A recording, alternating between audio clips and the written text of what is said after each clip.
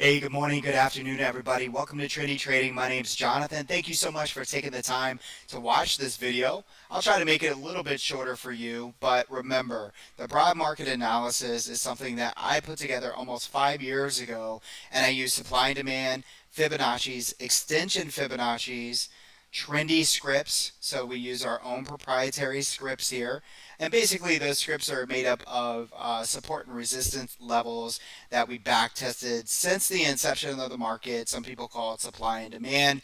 Just depends on how you want to approach it. But remember, any level that's on my chart to the upside is resistance until proven otherwise, and levels to the downside are going to be support. How do we trade this? Well, basically, we're always looking at the banners at the top of my screen, okay? Those banners are super important. As easy as it is to read them, it's more complex than that. So we've made it so that when a trendy trader comes into the seat or sits down and looks at these charts, they don't have to go back and measure things and look whether or not a pivot is higher than the other pivot. It's all on my screen. Okay, so for example, your SPY right here, monthly, weekly, yearly, everything is extremely bullish right now. So what that tells me is if the market were to gap down or pull down, I'm looking for support at the levels that I provide that are on the downside. If all of these level banners up here were red, then I would be looking at shorting the levels I give to the upside. But because we're coming into an extremely bullish week, we have a lot going on, a lot of earnings. We have a lot of econ out. The feds are talking. There's all kinds of craziness going on. I'm going to start by saying this. My overall sentiment going into this week is a yellow flag. And we're going to get to that. I'm going to tell you why as we approach all those different levels. Before we get started, I'm going to take you to a white screen. And this is important. You are going to see a box, and it's going to say in it, neutral. Understand that this is not how I trade all of my options in stock. This is specifically for our broad market analysis. I do put this on some of the charts that you would call trade plans for the week. But here specifically, these are for the SPY, the Q, DIA, IWM, gold, and so forth, okay?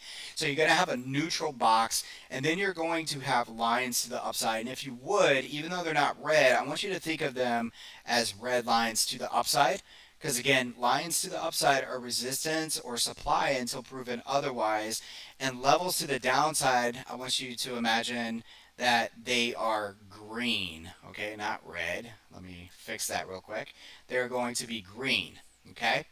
And these levels are support, and especially because the overall banners are green, like I said, we look for these to be support. Now, these lines that are here that make up the bottom and the top neutral, same thing, okay? Same thing. These are going to be support right here, and this could be resistance depending on where we open up. So if price opens up in the neutral, then basically I just don't do anything. If you like to sell credit in that thing, I could like sell credit spreads here if I wanted to. I could sell put credit spreads here, or I could do an iron condor. But to make it simple, what I look for again is that banner. If we're coming into an extremely bullish week, I'm looking to go long as soon as we break over the top neutral for an intraday trade.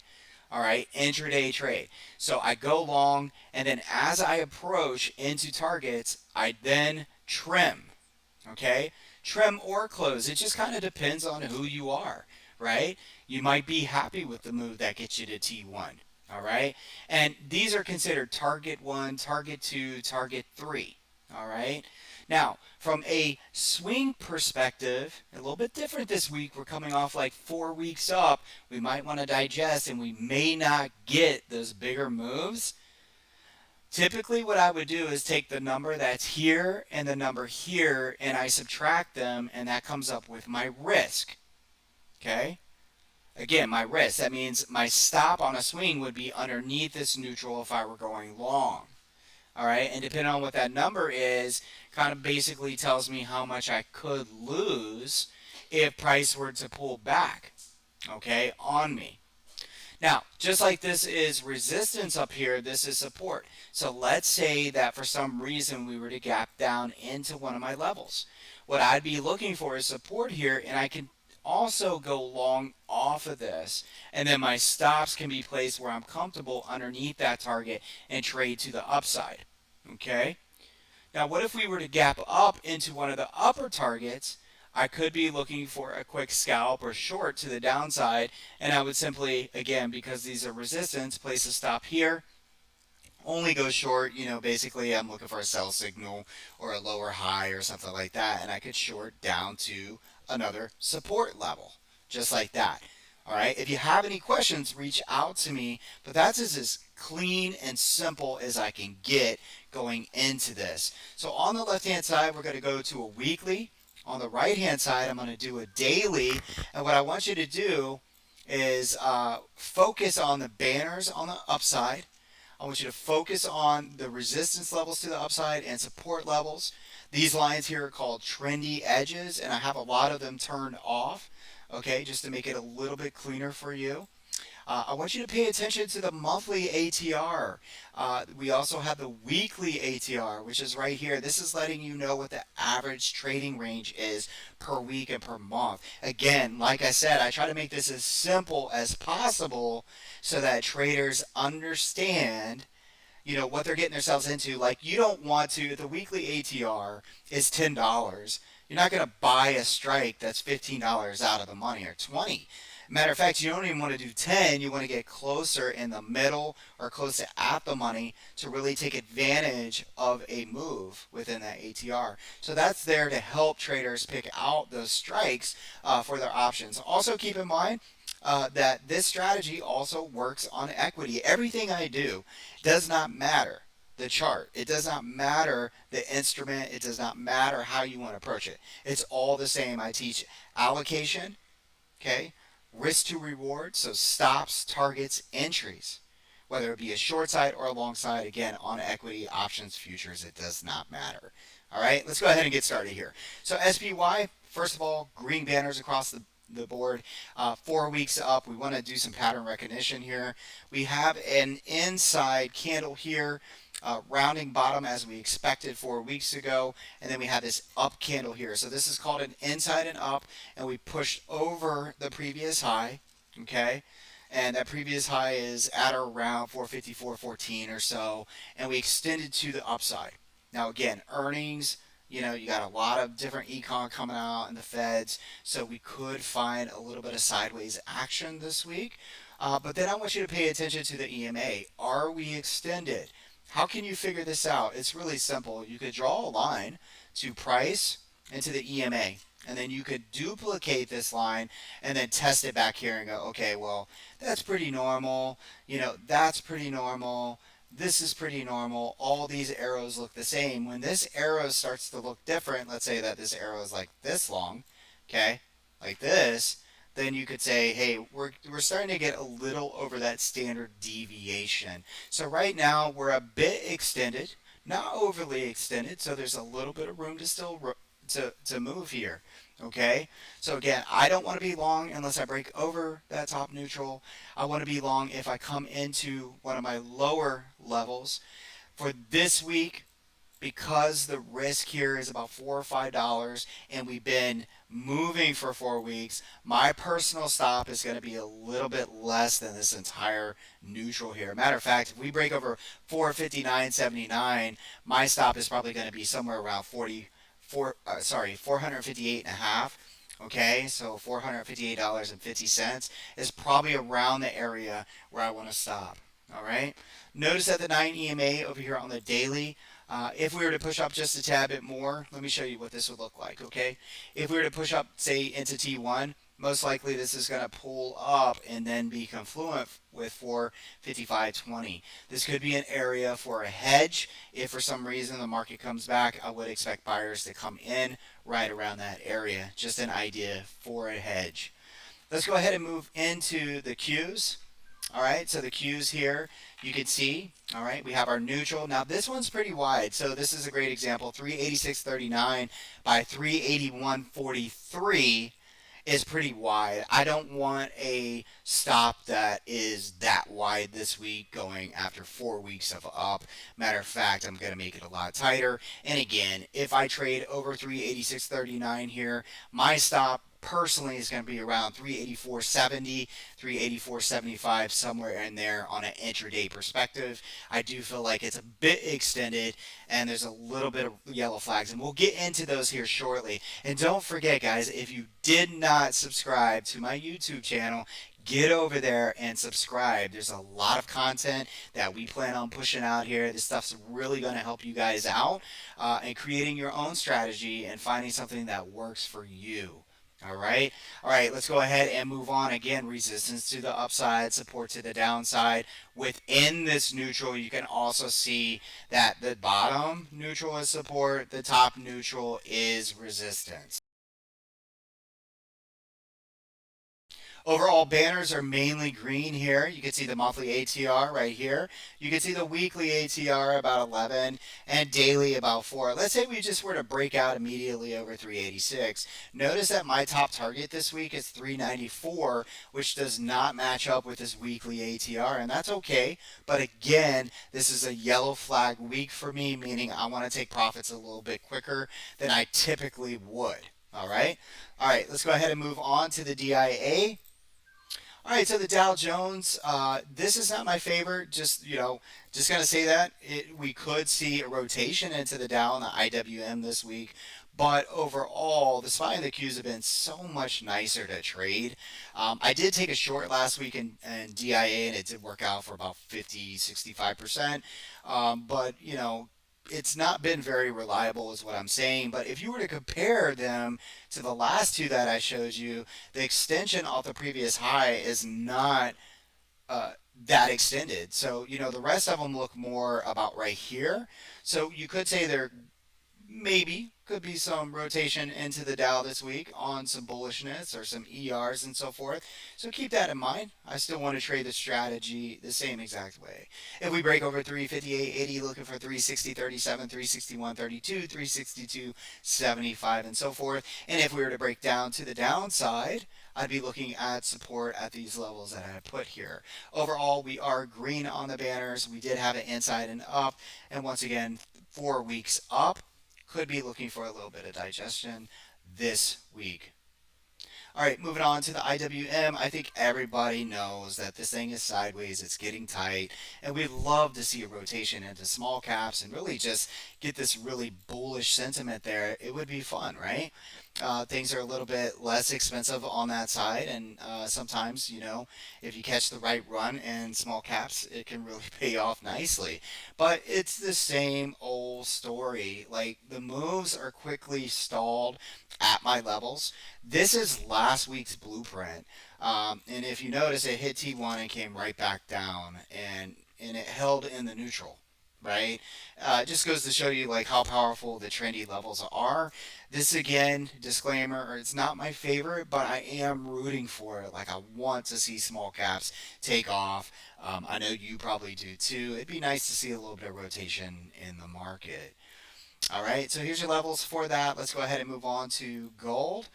You can see here on gold, I am keeping the same blueprint as well. You have your weekly on the left and your daily on the right. All right, and what it did was come up to T1, it rejected. So again, guys, a great example of this is resistance until proven otherwise. Neutral is just neutral, and the lower levels, okay, let me show you this. The lower levels are support, okay? So that is gold, but I want you to see something before we move on. Check out these yellow banners. Different, right? Different than the last four I saw you. And when I see something like this, it's just in my face and it says, look, this is not fun. Just move on. It's neutral. I'm not very excited about it. Haven't been for many, many months, and it's just kind of going sideways. Great if you like to sell iron condors and stuff like that. Let's go ahead and move on to the TLT. Now this one's a little bit different. It looks pretty bullish, right? But notice the banners, right? We have a smorgasbord here of different colors.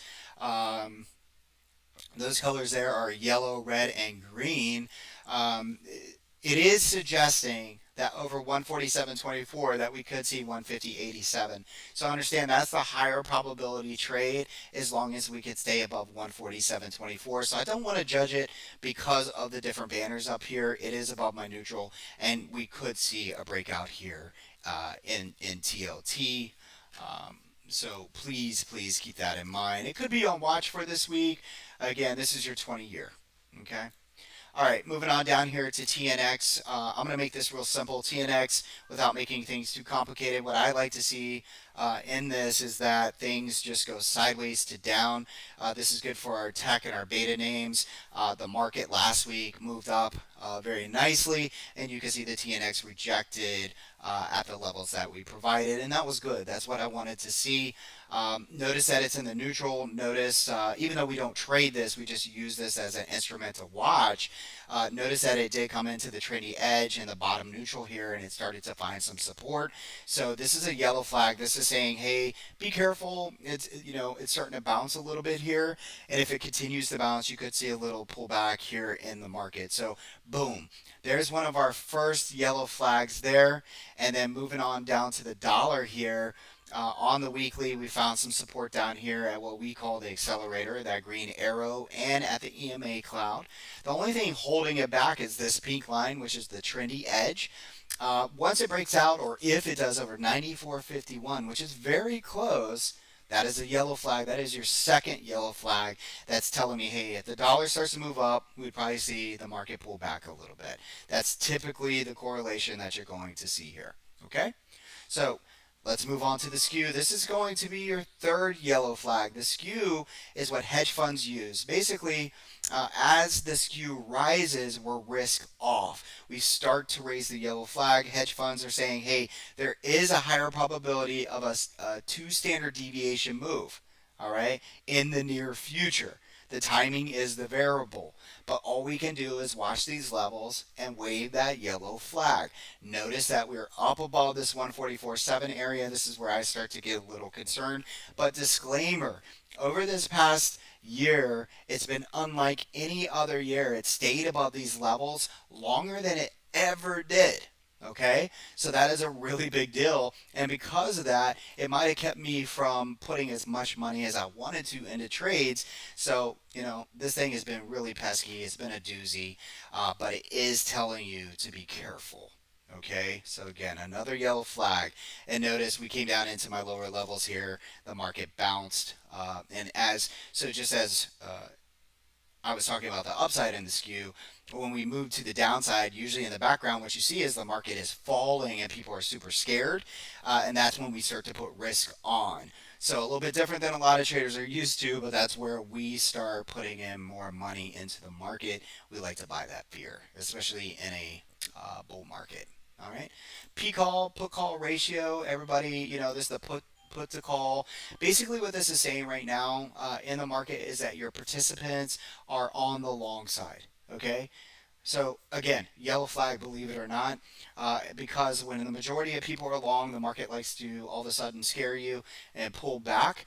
So there is a yellow flag there. We are basically sitting at 0.56. And anytime we're under 75, we want to be thinking about protection.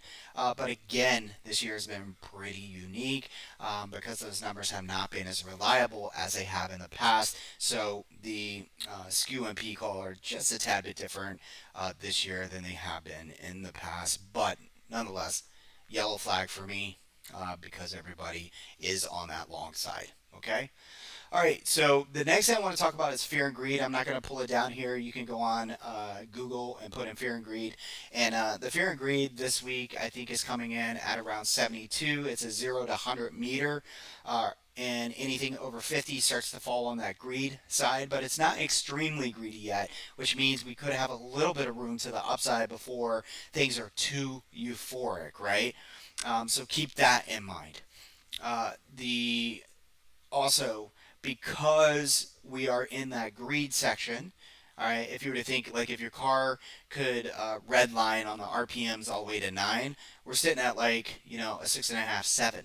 All right, so yellow flag, don't overdo it, or you could blow the engine. So please keep that in mind. Moving on down here to the VIX Volatility Index, we've been in the hole for 3 weeks now in the neutral, and looking back at past data for the neutral, anytime we've been in there about 1.5 to 2 weeks, we start to see volatility. All those other yellow flags I gave you, this is another yellow flag that we could see volatility. Coming into this week, I have two caution labels that I always have on here, and that's over 1998 or 20, whatever. Obviously a little bit of caution as volatility creeps in. And then as we get lower on the curve, that means, as we get closer to that 1427 level, also caution. So again, yellow flag. Imagine all the yellow flags that are building up right now. Okay, ES futures. We're gonna make this really quick for you. So in December 2020, I put this together for our folks, and I like to do this every year. And you can see it's been spot on. So we were expecting that red area called projected extension for 2021. I'm going to put this on a monthly candle so you can see, and over here on the right hand side, we're going to do a weekly candle. So on the left hand side, again, projection from December 2020. We've met that. It's a very bullish monthly candle. We're above that 9 EMA. We haven't come back to test that monthly 9 EMA, it looks like, since right here, November of last year. So we've been above this cloud for quite some time. I would say it's a bit extended, but nonetheless, I'm super excited that my projected target has been hit. Now, to the backside of that box could be hit as well, and that's 4,756. That is a level that could be hit this year, and we only have about 2 months to hit that, and that's roughly what, 152 points right now, 154. And you can see here that the monthly ATR is around 261, so we could definitely hit that if things stay bullish. Now, but I love to break things down into smaller time frames so people can understand. This is the blueprint we put out for our members as well. This is your October blueprint, and you can see that it is worked, and we hit that red target just like we wanted at 4600 here, 4601. If we can stay above 4601, we can see 4638. That's basically how I say it. If this, then that. So if 4601, can see 4638. But I'd want to keep it tight. The support levels have been moved up now in those support levels going into this week. 45.65 by 45.22, and that's these green levels here on the right hand side. Let's go ahead and look at the NASDAQ. Same thing. Here's your monthly. Actually, this is like your yearly projection, 16,508. For right now, support is 15,315. And on the right hand side, we've moved and rounded bottom out of the green box above the trendy edge, and we're moving up towards 15,915 by 16,033. And our support for this week is 15,728 by 15,645. Let's go ahead and move on to oil futures. On the left hand side, this is the monthly, and you can see, this is not the all-time high, although it feels high. It's up here towards 150. Matter of fact, what I'm looking for is 93. It's been on a complete bull run, and it was time to cool down as we suggested last week, and you can see that it stayed right where it needed to stay. I have a neutral box now. It is an inside candle. We had a flush low. That's all normal, especially look at all these weeks up, guys. You can't just keep going up and up and up. So right now we're inside. I sold out of my position, I think, week and a half, 2 weeks ago. So right at the right time, I sold my options. So very happy about that. But this week, my trigger to think about longs again is above 84.26, and I really don't want to get short unless we start to break down below 82.55. All right, so again, that is oil. Let's go ahead and talk about Bitcoin really quick. This one's pretty straightforward. I'm seeing a lot of stuff out on Bitcoin using TradingView. If you guys have any questions, please reach out to me. These blueprints are amazing. I continue to use them. If you don't know how to use them, come check us out at trendytrading.co. There's so many different things that we teach here, but we have a process that I stand behind. Absolutely love it. And what I'm trying to do is create consistent traders. We don't FOMO people.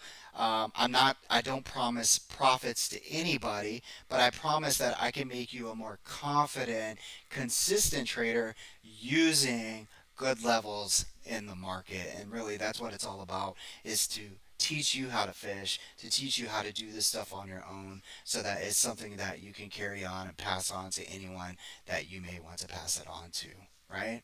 So Bitcoin inside and up, but this isn't weak inside and up. My trigger, although it looks like 62,984, my trigger is actually at around right here. So I'm gonna say about 65,000. Okay, I like to see 65,000, and then from there I think we could see 72 by 83 into year end. If that doesn't happen and we start to break down below 58,154, then I'm a buyer somewhere in here. Probably I'd be using micro Bitcoin futures down here towards the 9 EMA and this 52,898 level on a reclaim. So let me just draw that so you can kind of understand real quick. If for some reason it breaks down, boom. If we don't find love here, then I'm going to wait until it comes in here. And then just like last time, about a month and a half ago when we had our old blueprint, then I'm just waiting for that reclaim and then I'm long. Okay? All right, so that is what I had to talk about. But again, sentiment, very important, folks. Sentiment is yellow flag. I am extremely bullish, but after this long move up, I think that we could get a little bit more out of the market. But then I think you need to be, well, I'm going to be careful with my allocation and so forth. Don't forget, we're sending out some links for a free trial this tonight, this afternoon. So please have us on notifications, and hope to see you here at Trendy Trading. And again, don't forget to go check out our YouTube page. Thank you so much.